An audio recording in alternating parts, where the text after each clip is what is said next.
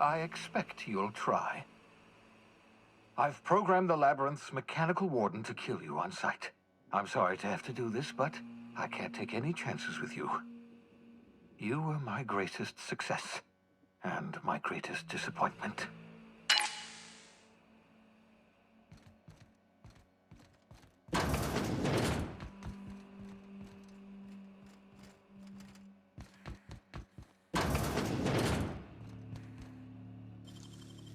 Oh, you got that?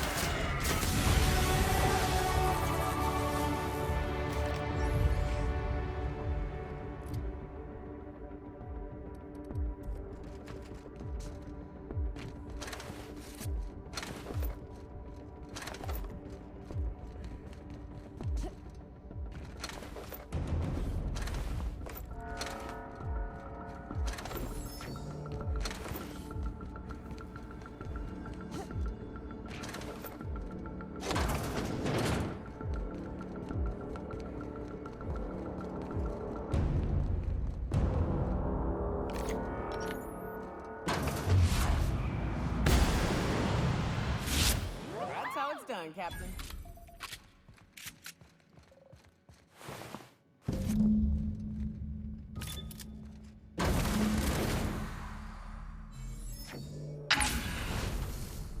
Thank the law you're here. That madman was out of control. You were right to put him down.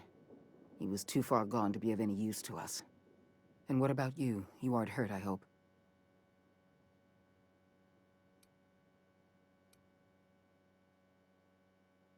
Why shouldn't I be interested in the well-being of my finest agent? Not to mention my most valuable investment.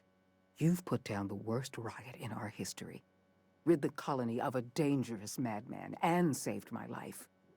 The board owes you a tremendous debt. We don't have a moment to lose. We're gonna have to work together to save Halcyon, because the situation is far worse than you imagined.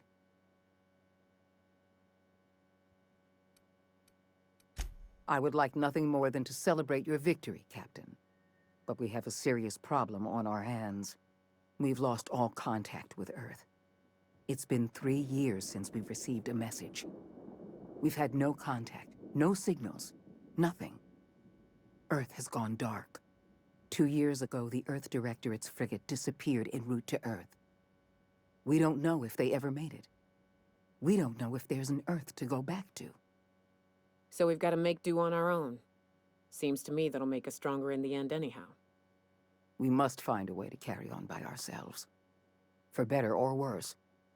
Halcyon is the only home we have left. You mean... We're all alone out here? Really alone? You sound frightened, Miss Holcomb. You should be.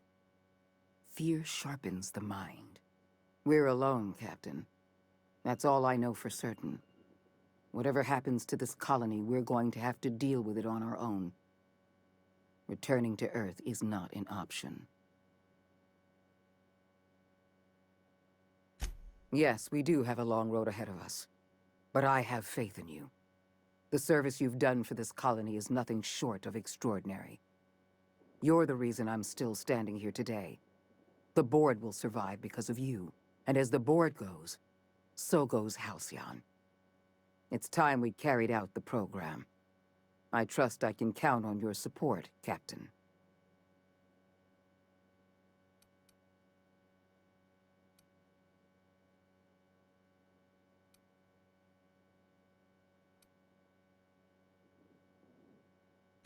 I'm pleased to hear that. The program is too important to hand over to the board's bureaucrats. That's why I'd like you to take the helm. I'll see to it that the Lifetime Employment Program operates under your supervision. We'll work together to save this colony. We're on our own now. Earth isn't coming to save us, so we're going to have to save ourselves.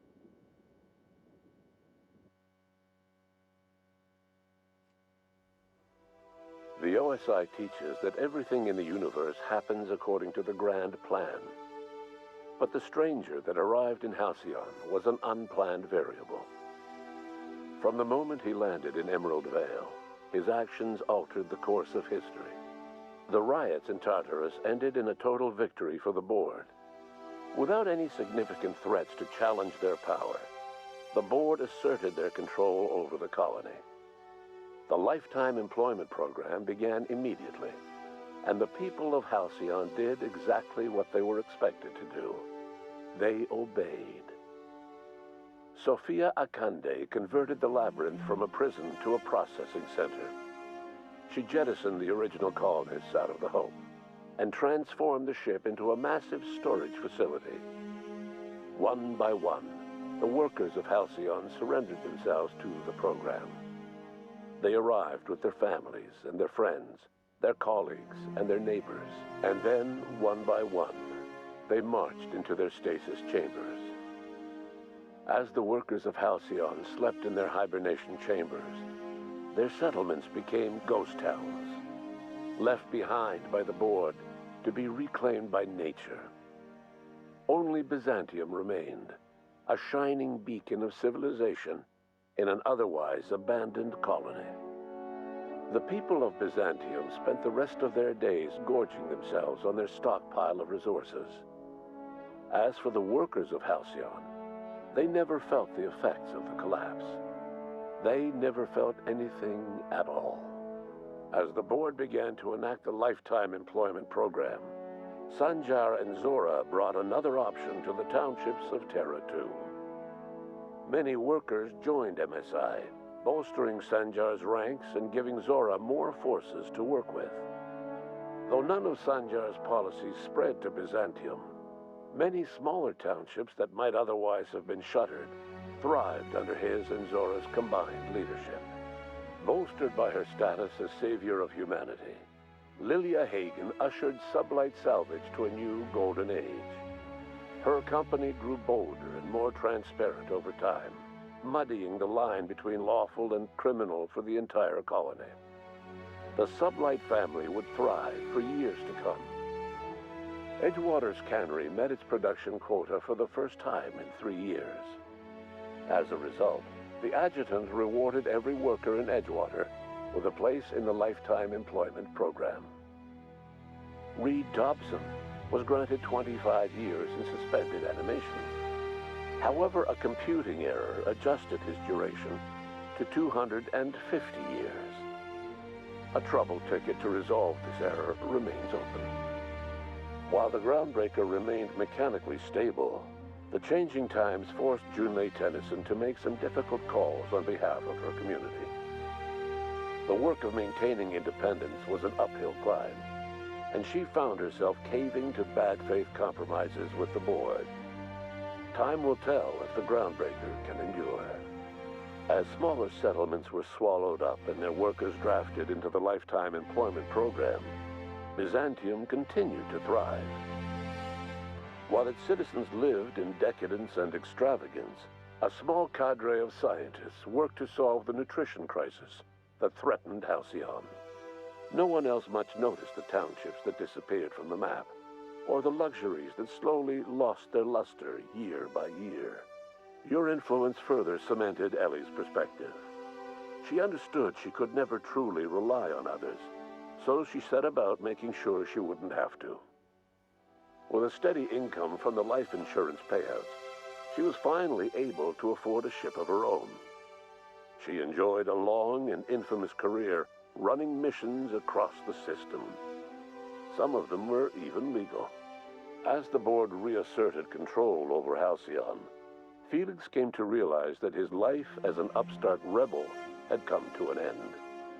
The board's victory crushed any hope for a grand revolution across Halcyon. And so Felix, once again, found himself without a purpose in life. And so, disillusioned with his former boss and with nowhere left to go, Felix left his crew without saying goodbye. He was never heard from again. As a reward for his part in her courageous rescue, the adjutant invited the vicar known as Max to become one of the leaders of the Order of Scientific Inquiry. But Max had no interest in serving any organization, let alone the OSI, which he knew would never tolerate his heretical theories. Instead, he attempted to minister to the people of Byzantium. They rejected his ideas, being far too satisfied with their own material comforts. Disillusioned, Max gave up and left the city. He was never heard from again. Once the matter with the Hope colonists was resolved, Junlei bashfully asked Parvati if she'd like to join her permanently on the Groundbreaker, and Parvati enthusiastically, if somewhat awkwardly, agreed. As the board began to roll out their lifetime employment program, Parvati was increasingly plagued by dreams of freezing to death, and rarely left their shared quarters. Stymied by dwindling resources, Junlei struggled to keep the Groundbreaker afloat. Their relationship couldn't survive the strain. Parvati moved into crew quarters and found work servicing water pumps in hydroponics. Nyoka returned to Monarch to take another crack at making a permanent life for herself. She formed the Charon Group, a mercenary outfit of ragtag survivalists and wilderness experts. Anyone in need of a guide, or just looking to throw back a beer and swap stories, could find her camping on the trail or clearing an infestation. The SAM unit that accompanied you spread awareness of the product line's superior sanitation and maintenance capabilities across what was left of the colony. This led to a boost in SAM unit sales. Did you know that SAM units are the longest-lasting, toughest-acting cleaning solution in Halcyon? Though Minister Clark was eventually released from house arrest, long years of isolation left him a changed man, little suited for bureaucratic work or for the colony that was changing around him. He remained in his estate largely by choice, fading from public view. Adjutant Sophia Akande was instrumental in executing the lifetime employment program. While the rest of Byzantium celebrated, Sophia returned to work by partnering with you. The two of you worked hard to ensure the lifetime employment program ran smoothly. With Halcyon's workers suspended in a state of hibernation, starvation and chaos are problems of the past. The lifetime employment program succeeded in its goals, but that success came at a price. The Halcyon of today is nothing at all like the colony of yesteryear. Power remains concentrated in Byzantium, but all the colony's resources serve the lifestyle of the elite, thereby transforming Halcyon into one of the smallest and most exclusive colonies in the system. And what about you, the unplanned variable in the history of Halcyon? After the riots on Tartarus came to an end, you threw in your support with Sophia Akande. While Akande administered the board herself, You oversaw the Lifetime Employment Program, stamping out corruption and negligence. Under your leadership, the program ran smoothly. Halcyon's workers were treated with a modicum of dignity. Your involvement kept the board honest and allowed the board scientists to work without the meddling of bureaucracy. No one knows what's happened to Earth, and no one knows what the future has in store for Halcyon. All we know for certain is this: the name of the Unreliable and that of its intrepid captain will remain the subject of countless stories for years to come.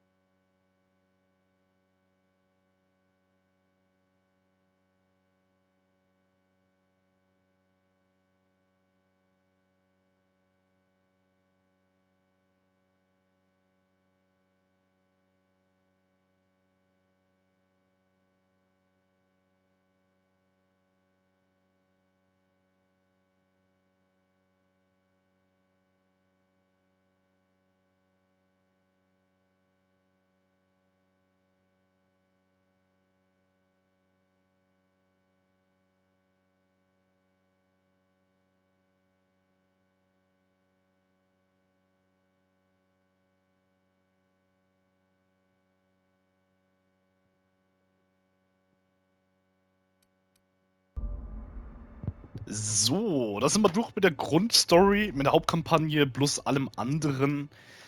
Nächste Folge geht es dann weiter mit Beryl on Gorgon und nachdem dann auch noch das DLC Murder on Eridanos. Das heißt, beide DLCs kommen noch und ja, wir sehen uns nächste Folge dann im ersten DLC. Haut rein. Tschüss.